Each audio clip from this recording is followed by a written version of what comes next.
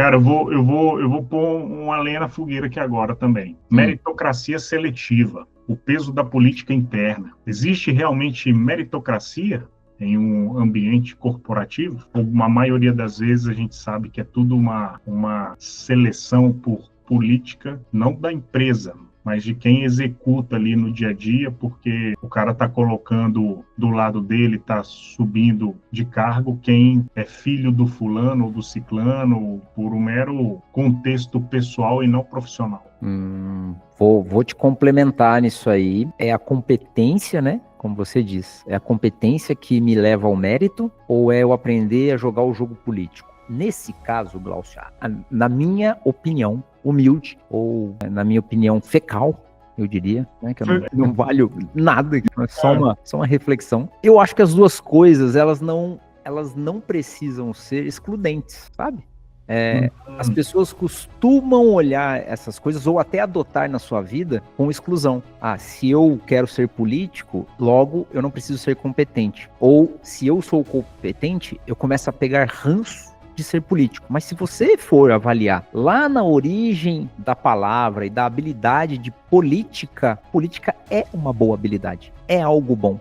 É algo que nos fez crescer como sociedade. O problema é que a gente atribui o fato de ser político com fazer politicagem. E aí eu acho que é excludente. A politicagem exclui competência. Quando você precisa ficar na politicagem, você não tem tempo para ser competente. Mas você consegue ser competente fortalecendo o seu jeito político de ser, minha opinião. Gostei, cara, da tua ponderação. Faz sentido. Na realidade é um equilíbrio, né? É você conseguir enxergar o jogo sem perder a sanidade. Então, você vai...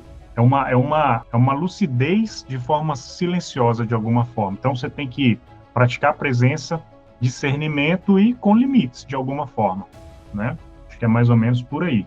Você tem que entender que estar no sistema é diferente de ser engolido por ele, correto?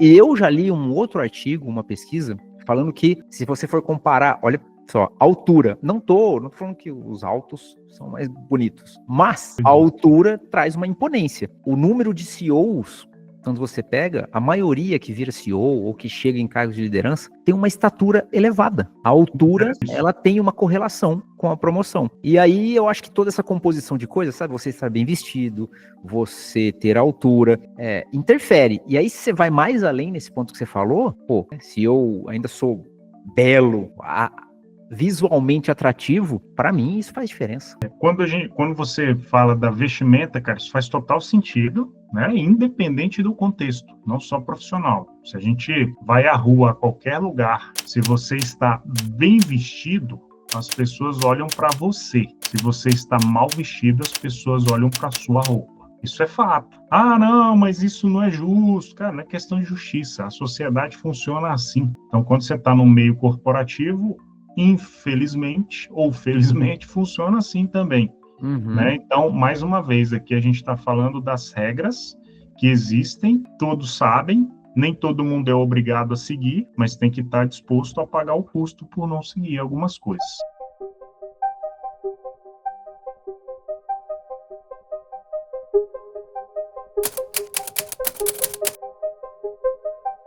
Quando a pessoa é muito inteligente em um campo, ela acaba escondendo a cegueira em outro. Por isso que ela vai contra o senso comum, muitas das vezes. Perfeito. E quando você traz Rubem Alves, ele tem uma frase, né, uma reflexão muito legal que tem a ver com o que a gente está falando. Ele fala sobre a formatura. Parabéns pela formatura. Na realidade, a gente deveria ir pelo caminho não da formatura, mas pelo caminho, eu não lembro se é esse o termo exatamente que ele brinca, né, que ele cria, mas é a desformatura. A gente não tem que formar, porque quando você forma, você está criando um bloco. Você está limitando a continuidade dos seus estudos. Então, ninguém deveria ficar feliz por uma formatura. Todo mundo, o nome deveria ser outro, é isso que ele sugere, inclusive. Deveria ser a desformatura, porque nós estamos dando continuidade nos nossos estudos e entendendo o tamanho da nossa ignorância em várias outras áreas. Então, o cara que é muito inteligente, às vezes ele entra nesse processo de formatura, ou seja, ele se fecha para outras áreas, indo inclusive contra o senso comum em muitas das vezes. Putz, que legal. Você me fez lembrar, tem um livro, até aqui, depois eu mostro, é Tactus, de Ludwig. É um livro que ele é um dos finais mais incríveis de livro, porque é um livro de filosofia, né, de ensinar, de lógica. É a lógica filosófica. Então, ele usa filosofia para ir explicando lógica. É até meio chato de ler, que é lógica mesmo, cara. Se A maior que B, aí ele vai explicando. Mas o final desse livro é muito legal, você vai criando ali, é um dos finais mais interessantes que eu já vi. Porque o último tópico do livro é assim, bom, se você aprendeu tudo que você tinha para aprender até aqui, se você entendeu o que eu ensinei, então descarte tudo que eu ensinei e vá para algo maior. Porque o que eu te ensinei é como se fosse uma escada para você subir. E você não pode ficar carregando essa escada porque ela é peso. Vai para a próxima jornada, como se fosse uma fase. Eu achei muito interessante. É disruptivo pra caramba de você parar pra pensar. Porque o que acontece é que muitas vezes a gente se apega na escada. A gente usou uma escada para subir, que é esse conhecimento, esse desenvolvimento, do que a gente corre atrás, né? Todo o nosso repertório. E, inclusive, esse é um problema na ciência também. Eu estava lendo esses dias sobre artigos e cientistas que, mesmo quando ele se prova errado uma teoria que ele tem defendido, ele investiu tanto o emocional dele naquela pesquisa que ele fica tentando achar justificativa para fazer dar certo, mesmo cientificamente não sendo. O emocional começa a agir no racional. Ou seja, esse cara, ele não abandonou a escada. Entendeu? Ele se apegou. Pô, se a escada me trouxe até aqui, eu vou carregar ela. E aí o Ludwig diz exatamente isso. Cara, você já se elevou. Você não precisa da escada mais. Esse conhecimento te trouxe a um nível que você tem que buscar outros agora. Uma outra inteligência. Se eleve. E eu achei muito interessante. Tem tudo a ver com isso que você está falando.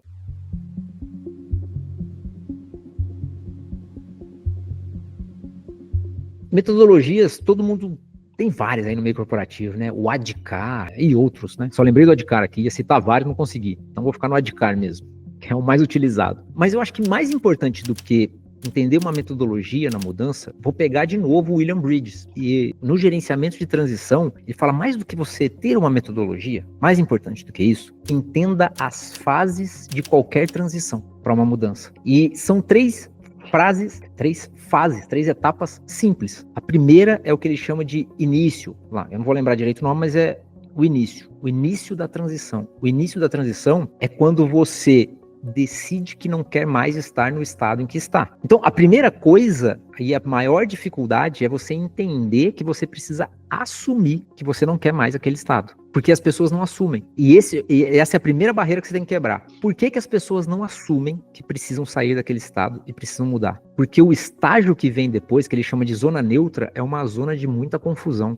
Porque você vai ter que abandonar tudo o que você era, lembra de abandonar a escada, e você ainda não vai ter o que você busca. Então você fica meio que no limbo nessa fase. E aí ele explica, nessa fase, o importante, e a palavra é preparação. Prepare-se para o que está por vir. Capacite-se, corra atrás, qualifique-se. Porque por último, tem a fase onde você alcança o que você queria. Mas não pense que é só comemoração e alegria, porque quando você chegar lá, o seu patamar mudou. E o mais difícil não é chegar lá, o mais difícil é sustentar o patamar que você chegou. Se você chegar despreparado, não vai durar. Então, acho que essas três fases, o conceito dessas três fases é mais importante do que uma metodologia específica. Cara, muito legal, gostei dos conceitos. Mudança é a decisão, a transformação é a travessia. Então a mudança ela começa com basta. Cara, não quero mais isso. E a transformação ela é o processo e ela só vai se consolidar quando você aprende a lidar com o vazio entre o que você era e o que você ainda não é. Seria mais ou menos isso.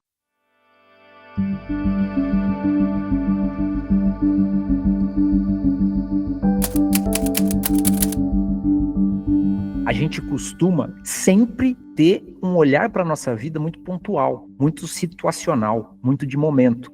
E é por isso que a gente às vezes foge do momento, porque a gente acha que todo momento vai definir a nossa vida para sempre. E no final das contas não é isso. A nossa vida ela é uma sequência de momentos, inclusive a nossa personalidade. Eu li um livro uma vez que falava exatamente sobre isso, né? Quando alguém fala assim, aquela pessoa, ela é um pouco brava. Significa que a pessoa vive o tempo todo, a cada momento, frequentemente brava? Não. É que, na média, na maior parte do tempo, aquela pessoa, ela está brava porque é a personalidade dela. Então, a nossa personalidade, ela não é um ponto fixo. Ela é a média do que mais ocorre. Nem sei se faz sentido isso. Não é que é a média do que mais ocorre. Ela é a média do que vai ocorrendo ao longo da sua vida. E aí, quando você tem esse olhar macro, você tira de si esse medo de falhar pontualmente. E é aí que entra o poder da consistência. Eu posso perder hoje, mas eu tenho que continuar. Porque na continuidade é onde eu vou subir a média e as chances de eu continuar como vencedor. Então, não é que eu preciso ser um vencedor pontual. Eu preciso, na média, ou no saldo da minha vida, mais vencer do que perder. E isso se conquista com consistência.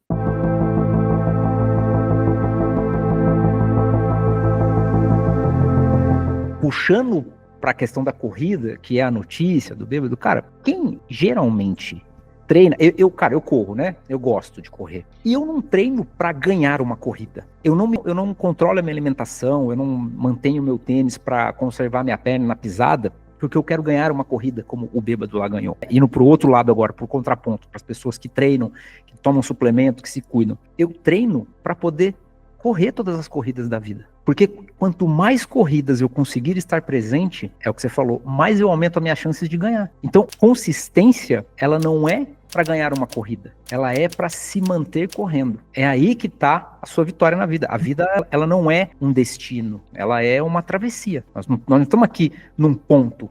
Nós estamos aqui, cara, numa travessia. E quanto mais eu fizer essa travessia com consistência, mais eu tô tendo sucesso. Muito legal, cara. Não é o chegar lá, é se manter lá, né? Exatamente. Isso vale permanecer, cara. Eu amo essa palavra. Permanecer, exatamente. Inclusive, eu fiz uma postagem hoje exatamente sobre isso, só que voltado para a questão do sucesso nos investimentos. Não é o chegar lá, é se manter lá. Que entra esse fator que a gente está falando aqui sobre sorte e constância no processo. Muitas pessoas, inicialmente, começam um investimento, dão sorte de acertar a boa na renda variável e acham que são especialistas do mercado financeiro, quando não são. Eles foram premiados pela sorte naquele momento. Então, você não vai saber se alguém é um excelente profissional nessa área, não é por ele ter chegado lá, por ele ter batido uma meta específica, mas sim pela constância e pela manutenção dessa pessoa no topo. Cara, excelente, muito bom. Inclusive, então, fica aqui uma dica muito legal diante do que a gente está falando aqui, que para tomadas de decisão, você está falando do mercado financeiro, mas para a vida, as exceções, elas não são uma boa referência, concorda? Não é um bom modelo de decisão quando você se baseia nas exceções. Por exemplo, se eu olho essa notícia do bêbado e falo, poxa, então eu não preciso treinar, eu não preciso mudar minha alimentação, eu posso beber todo dia, porque eu vou tomar uma decisão baseada numa exceção. Mas a realidade, ela não se mede e ela não acontece dentro de momentos incomuns, mas ela é na média dos resultados. Ou seja, isso para mim é completamente, Glaucio, lembrando do Taleb de novo, que ele gosta muito do empirismo, né? Ele defende muito o empirismo. E o que é o empirismo? Nada mais é do que só as conclusões testadas em larga escala, feitas e repetidas várias vezes, é que geram um conhecimento confiável. Então, por isso que decidir com a exceção é você fadar a si mesmo ao fracasso.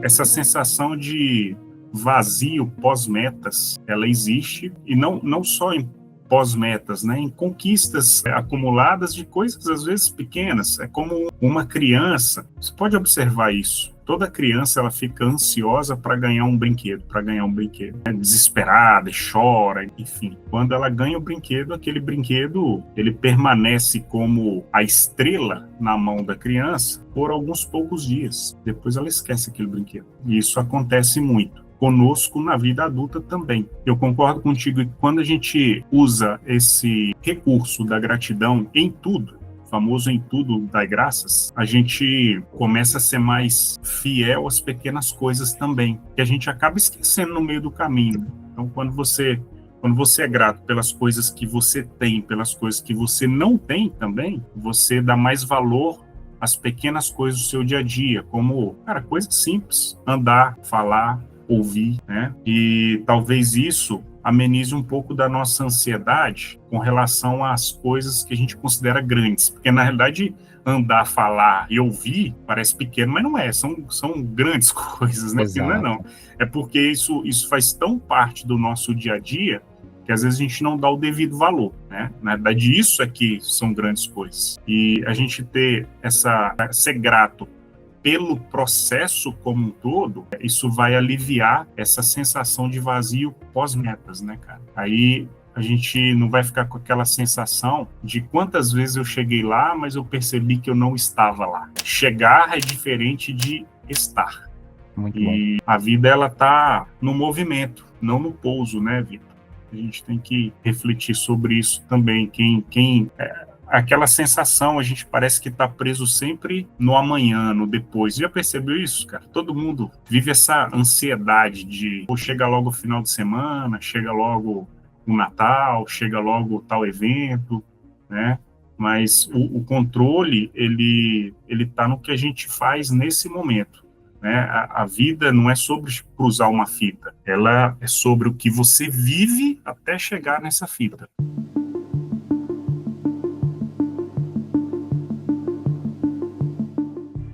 Isso é muito verdade. Tem muitos estudos que mostram isso, né? Pessoas que estão lá, mas não se sentem satisfeitas, plenas. E isso tem muito a ver, você foi falando, cara, eu fui lembrando bastante da minha aventura no Everest, como eu sempre lembro, eu tirei muitos ensinamentos de vida dessa aventura. E uma das coisas muito legais, cara, que os Sherpas, os povos da montanhas, eles ensinam a gente, porque eles que nos guiam, é justamente a questão da jornada, da subida. Então, o que eles falam pra gente? Olha, primeiro, não suba rápido demais, porque a jornada, ela é a preparação do seu corpo. É a jornada que vai te fazer evoluir, aclimatar o seu emocional e se adaptando, para que quando você chega a determinada altitude, você não quebre. Então, os Sherpas dizem, a jornada, a subida, ela não é um capricho. Ela é uma necessidade para o topo. Não existe topo sem a jornada. Porque se eu te pegar num helicóptero e te levar para o topo e te largar lá, seu corpo desmaia. Então não adianta ir para o topo. Você precisa se preparar para o topo. E isso é muito interessante, cara, na montanha, porque na vida eu vejo isso. Tem coisas que levam tempo. Não porque é porque eu sou burro, porque as coisas dão errado para mim. Não. É porque você precisa ser preparado para assumir o topo onde você vai chegar. Porque é como você disse, depois que você chegou lá, é lindo, mas se manter lá, sem quebrar, requer toda uma preparação que você teve que ter lá atrás na jornada. Que legal, cara, excelente abordagem e trazendo mais uma vez isso para o contexto de vida, e isso aqui é clássico. A pessoa que quer perder peso fazendo a redução de estômago, claro que são casos e casos, tá? Que eu não estou julgando a questão, não pode, tá errado, não, nada disso. Mas é interessante, pelo menos as pessoas que eu já vi, eu confesso que deve existir uma estatística nesse sentido, mas eu nunca pesquisei, mas aqui dentro do meu ciclo, né, do que eu já vi de casos, quantas pessoas vão lá, fazem a redução de estômago, emagrece e depois volta tudo de novo, às vezes até pior. Porque o cara simplesmente foi lá e levou o peso dele dentro do helicóptero, como você mencionou, né? Levou o peso dele embora dentro do helicóptero. Ele não teve a jornada, a disciplina, a mudança interna, que é muito importante. Virar a chavinha internamente para criar o hábito de falar, cara, a partir de hoje eu não posso mais me alimentar dessa forma. A partir de hoje, eu preciso ser mais disciplinado com a minha saúde e os meus exercícios físicos. Então, e aí tem aquele detalhe, a pessoa perdeu alguns quilos e acha que vai se sentir plenamente confiante, não vai. Porque quando você chega no seu peso desejado, você vai descobrir novas inseguranças que não estavam ligadas ao seu corpo, mas à sua mente.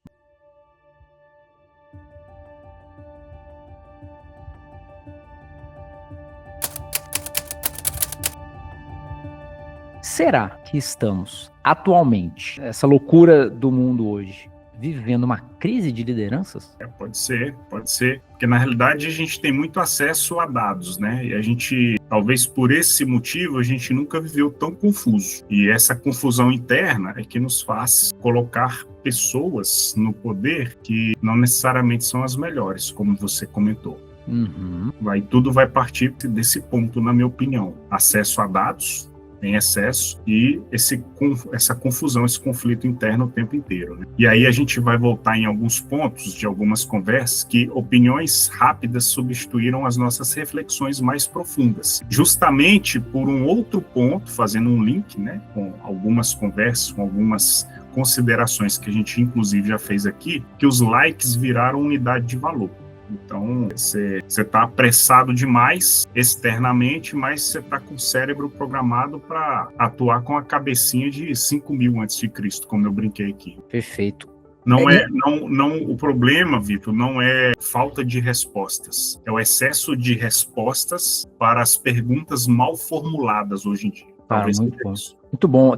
Tem um livro do O Guia dos Mochileiros das Galáxias. Não sei se você já leu, mas é um livro infanto-juvenil, de ficção científica, e é meio comédia, assim. E interessante lá, nessa linha que você falou, eu acho que a gente não faz mais boas perguntas, não sei nem se a gente um dia já fez. Lá ele brinca que tem uma espécie de extraterrestres que inventaram uma máquina que chama o Pensador Profundo. E aí o Pensador Profundo ficou não sei quantos bilhões de anos pensando sobre e processando para poder dar a resposta do sentido da vida. E aí chega o dia em que o Pensador Profundo, aquela máquina que eles criaram, vai dar a resposta. A resposta é 42. Aí se juntam lá todo o Senado da galáxia, e aí eles, 42, vamos avaliar. E aí eles saem com a seguinte conclusão. Qual era a mesma pergunta? A piada desse livro, nessa parte, cara, a gente não sabe nem perguntar direito. Então, acho que vai muito na linha do que você falou. A gente está vivendo, talvez, uma enxurrada de respostas que talvez não sirvam para nada, porque a gente nem sabe o que procurar, a gente nem sabe o que perguntar.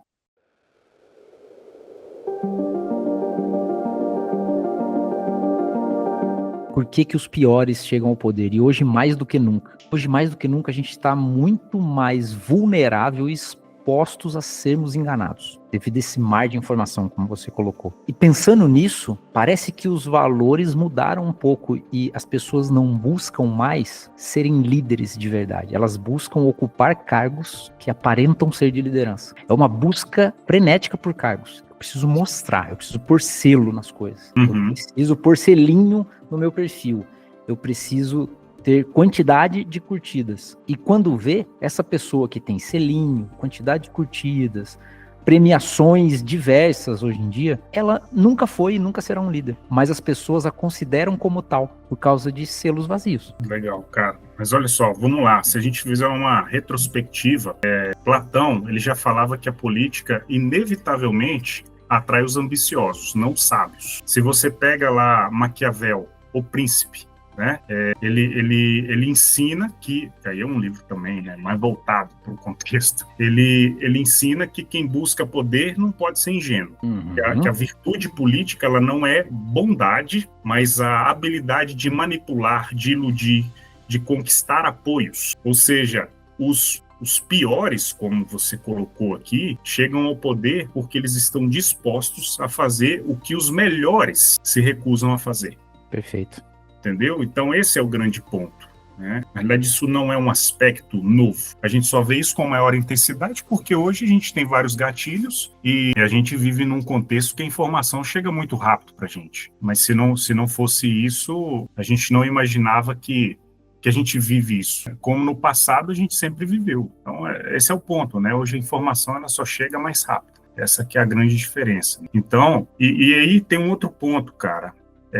Em democracias, as massas elas escolhem os líderes que se parecem mais com elas. E não necessariamente essa massa ela é melhor, ela é pior, porque ela é ingênua, né? Então, assim, a gente falou alguma coisa aqui, que até saiu um corte recente sobre um dos nossos episódios, que não necessariamente os brilhantes é que vão se dar bem, porque nem sempre a pessoa brilhante, às vezes, ela não consegue se conectar. A linguagem dela não é tão acessível. E aí, os piores, que a gente às vezes comenta, eles são os mais parecidos com a população e eles geralmente falam a linguagem da emoção. Por isso que eles se conectam tão facilmente com a grande massa da população.